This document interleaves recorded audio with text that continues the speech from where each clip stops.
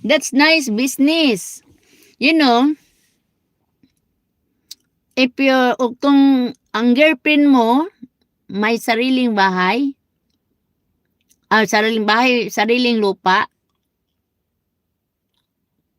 I mean black ablan, mag-business mo ng bahay na paupahan, house for rent.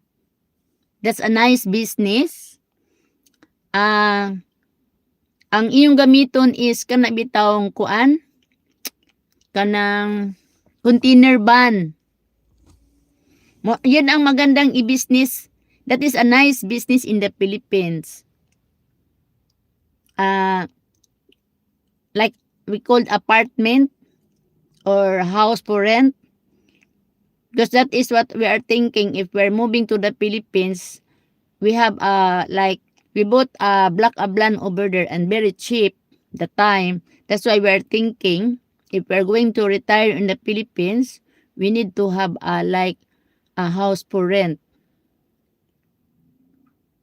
You know? But we are using only a container.